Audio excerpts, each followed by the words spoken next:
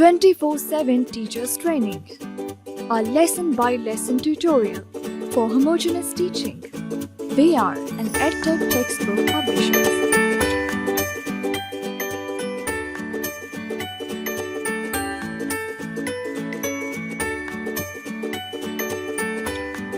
بسم اللہ الرحمن الرحیم۔ السلام علیکم محترم ٹیچر، سنو مین پبلشرز کی جانب سے خوش آمدید۔ یہ سیشن پہلی جماعت کی واقفیت عامہ کے باب نمبر 12 پر ہے۔ عنوان ہے اچھے اخلاق و عادات۔ آئیے ایک نظر ڈالتے ہیں حاصلات تعلم پر۔ اس باب کے اختتام پر طلبہ اس قابل ہو جائیں گے کہ دوسروں کو السلام علیکم، صبح بخیر وغیرہ کہہ کر سلام کر سکیں، اچھے اخلاق کو سمجھ سکیں اور ان کی فہرست بنا سکیں، یعنی وقت کی پابندی، مہربانی، ایمانداری اور سچائی۔ اچھے اخلاق کی اہمیت کو سمجھ سکیں، کھانے کے آداب کا مظاہرہ کر سکیں اور اس میں کھانا ضائع نہ کرنا، صاف ہاتھوں سے کھانا، کھانے کو نیچے نہ گرانا وغیرہ شامل ہے۔ غیر صحت مند خوراک کھانے کے نقصانات سمجھ سکیں، بیت الخلاء استعمال کرنے کے آداب سیکھ سکیں۔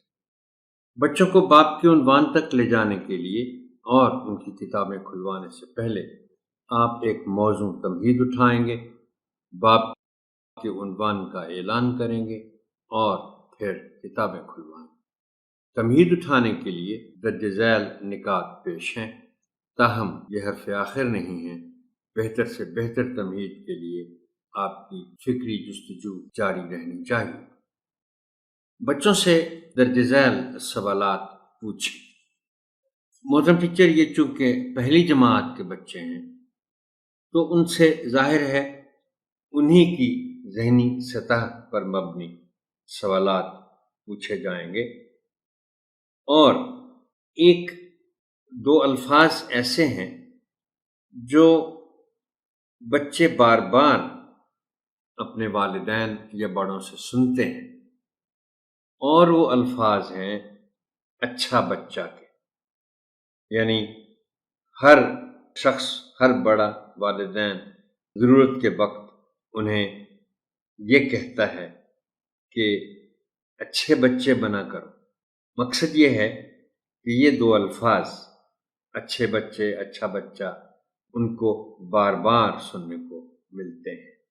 لہذا پہلا سوال یہ پوچھا جائے گا کہ اچھے بچے کون ہوتے ہیں، اور بچے یقیناً اس سوال کے جواب میں کچھ باتیں کریں گے اور کچھ ایسی عادات کا ذکر کریں گے جو اچھے بچوں میں وہ سمجھتے ہیں کہ ہونی چاہیے۔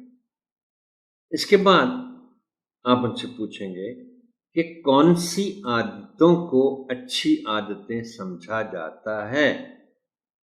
یہ بھی ان کو سمجھ ہے، لہذا وہ جواب دیں گے۔ اچھی عادتوں کے لیے کوئی اور خاص لفظ کون سا استعمال ہوتا ہے؟ یہ مشکل سوال ہوگا ان کے لیے، چونکہ یہ لفظ شاید انہوں نے نہ سنا ہو اب تک۔ آپ ان کو بتائیے گا کہ اچھی عادتوں کے لیے ایک لفظ جو استعمال کیا جاتا ہے وہ ہے اخلاق کا، اور آپ بتائیے گا کہ کہا جاتا ہے عام طور پر کہ ہم سب کے اخلاق اچھے ہونے چاہیے۔ بچوں کو بتائیں کہ وہ اگلے باب میں اچھے اخلاق و عادات کے متعلق پڑھیں گے۔ اس کے بعد آتے ہیں اس باب کے مشمولات کی طرف۔ بچوں کو اس باب کے درج ذیل مشمولات سے آگاہ کریں۔ مشمولات بتا چکا ہوں ایک سے زیادہ مرتبہ محترم ٹیچر کہ یہ جیسے کسی کتاب کے بالکل شروع میں مضامین کی فہرست ہوتی ہے، اور انگریزی کتابوں میں کانٹینٹس ہوتے ہیں، باب کے بھی کانٹینٹس ہوتے ہیں۔ تو تمہید اٹھانے کے بعد آپ بتاتے ہیں بچوں کو کہ بھئی اس باب میں کیا کیا ہے جو وہ پڑھنے جا رہے ہیں۔ تو اس باب میں پہلے وہ اچھے اور آپ بتائیں گے کہ بچوں اس باب میں آپ اچھے اخلاق کا مطلب اور اس کی مثالیں پڑھیں گے اور پھر کھانے کے آداب جانیں گے، پھر یہ دیکھیں گے کہ صحت بخش خوراک کیا ہوتی ہے اور بیت الخلاء کے آداب کیا ہیں، اور آپ ابھی سے ہی انہیں بتا دیں گے کہ یہ ذرا سا مشکل لفظ ہے۔ بیت الخلاء یہ واش روم کے لیے استعمال ہوتا ہے، چونکہ آج کل تو باتھ روم بھی استعمال میں نہیں ہوتا۔ اب ہم آتے ہیں اس باب کے کچھ فرہنگ الفاظ و معانی کی طرف۔ آداب ادب کی جمع ہے اور اس کے معنی ہیں طریقے، لیکن طریقے اور آداب سے زیادہ آج کل کے بچے لفظ چونکہ مینرز سے واقف ہیں، لہٰذا آپ آداب کے معنی بتانے کے لیے لفظ مینرز کا بھی استعمال ضرور کیجیے گا۔ دسترخوان یہ وہ چادر ہے جسے فرش پر بچھا کر کھانا کھاتے ہیں۔ آپ بچوں کو بتا سکتے ہیں کہ بچوں کوئی زمانہ تھا، کوئی وقت تھا جب ڈائننگ ٹیبل نہیں ہوا کرتی، بلکہ آپ ڈائننگ ٹیبل لفظ استعمال نہ بھی کریں تو کوئی بھی ٹیبل استعمال نہیں، ٹیبلز تھیں ہی نہیں، تو پھر رواج ہمیشہ سے یہ تھا کہ کوئی چادر فرش پر بچھا دی جاتی تھی اور اس پر لوگ اکٹھے بیٹھ کر کھانا کھایا کرتے تھے۔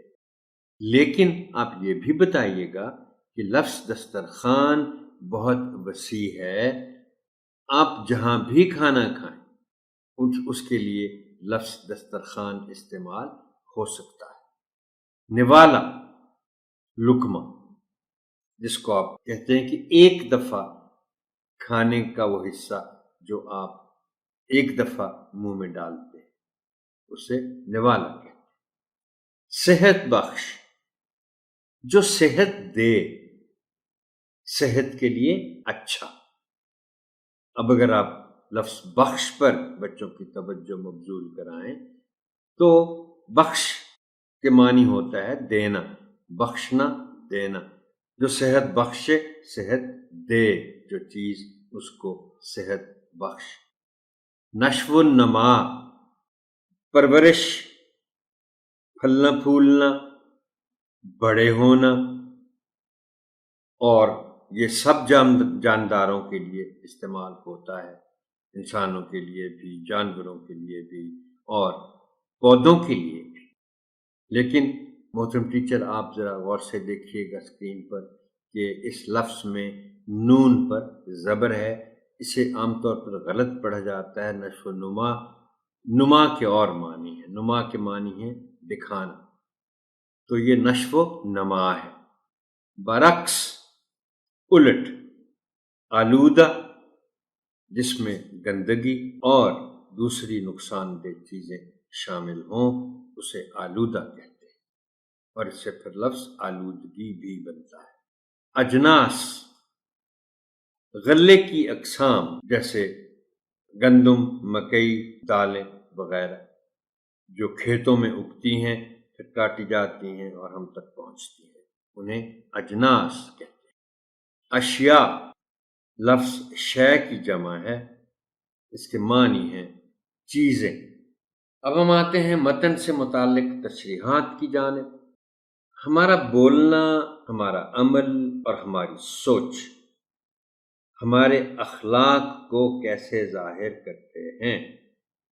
اب یہ چونکہ اس متن میں شامل ہے اور یہ لکھا ہوا ہے کہ یہ جو سارے ہمارے کام ہیں، ہمارا بولنا، ہمارا عمل اور ہماری سوچ ہمارے اخلاق کو کیسے ظاہر کرتے ہیں، تو آپ بچوں کو اس کی تشریح کرتے ہوئے بتائیں گے کہ ہمارے بولنے کا انداز، ہم غرور سے بولتے ہیں، ہم خوشی سے بولتے ہیں، ہم مسکرا کر بولتے ہیں، ہم بے توجہی سے بولتے ہیں اور ہمارا دوسروں کے ساتھ برتاؤ کیسا ہوتا ہے، اور آپ یہ بتائیں گے بچوں کو کہ بچوں، بنیادی طور پر سب سے اہم چیز ہماری سوچ ہے، لیکن سوچ ہماری جو ہے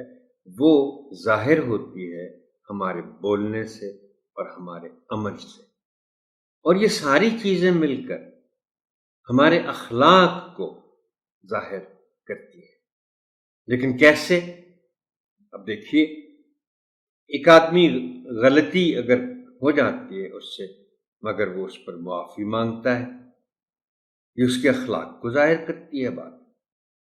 ہم شکریہ ادا کرتے ہیں، اور بچوں کو آپ بتائیں محترم ٹیچر کہ یہ دو الفاظ انہیں بولتے ہوئے کبھی جھجکنا نہیں چاہیے، زیادہ سے زیادہ استعمال ان کا کرنا چاہیے۔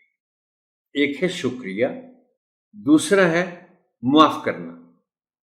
اصل میں انگریزی میں ہم جب کہتے ہیں نا سوری، اور انگریزی میں یہی لکھا ہوتا ہے کہ دو الفاظ تو آپ کو بولتے رہنا چاہیے، ایک تھینکس اور دوسرا سوری۔ تو یہ شکریہ تو تھینکس کے معنی ہو گئے، مگر سوری کے معنی ہیں، یا سوری کی جگہ کہا جائے گا معاف کرنا۔ اس کے علاوہ مل جل کر چیزیں استعمال کرنا، بلکہ بچے چونکہ زیادہ ایک انگریزی لفظ سے واقف ہیں، شیئرنگ کے ساتھ، تو آپ بتائیے کہ مل جل کر چیزیں استعمال کرنے کو شیئرنگ کہتے ہیں۔ شیئرنگ بھی ہمارے اخلاق کو ظاہر کرتی ہے، یعنی اگر ہم کسی سے کوئی شیئر چیز کرتے ہی نہیں ہیں تو لوگ سمجھیں گے کہ یہ بد اخلاق ہے، یہ خود غرض ہے، انگریزی میں سیلفش جس کو کہتے ہیں۔ وقت کی پابندی ہم کتنی کرتے ہیں، یہ ہمارے اخلاق کو ظاہر کرتا ہے۔ دوسروں کی مدد کتنی کرتے ہیں، والدین کا کہنا کتنا مانتے ہیں، اور اپنی روزمرہ زندگی میں ہم صفائی ستھرائی کتنی رکھتے ہیں۔ یہ ساری چیزیں ہمارے اخلاق کو ظاہر کرتی ہیں۔ پھر یہ ایک نقطہ تھا کہ بیت الخلاء سے نکلتے وقت پہلے دایاں پاؤں باہر نکالنا چاہیے، یہ ہمیں ہمارا مذہب بتاتا ہے، یہ آداب میں شامل ہے۔ اور بیت الخلاء کی بات ہو گئی، ہمیں اس کی جگہ واش روم کا لفظ استعمال کرنا ہے، اور یہ اب اردو کا حصہ بن چکا ہے۔ اب ہم آتے ہیں سرگرمیاں اور عملی کام کی طرف۔ یہ اب صفحہ نمبر 52 پر ایک یہ جو خانہ بنا ہوا ہے الگ سے زبانی بتائیے کے تحت، میں اس کو بھی سرگرمی میں بدل دیا کرتا ہوں بعض اوقات جہاں ضروری ہوتا ہے۔ اس کا حاصل تعلم ہے نمبر 1، اور یہ سرگرمی کیا ہے؟ بچوں سے پوچھا گیا ہے کہ صبح اسکول آنے کے بعد آپ اپنے دوستوں سے کس طرح ملتے ہیں۔ اب اس میں ظاہر بات ہے آپ یہ سوال بچوں سے پوچھیں گے، اور چند منتخب بچوں سے پوچھیں گے کہ بچے بتائیں کہ وہ صبح اسکول آ کر اپنے دوستوں سے کس طرح ملتے ہیں، اور انہیں آپ بتائیے۔ بلکہ کوشش کیجیے گا کہ جس بچے کو آپ کہیں کہ وہ بتائے، وہ اگر جماعت کے سامنے آ کر بتائے تو اور بہتر ہوگا۔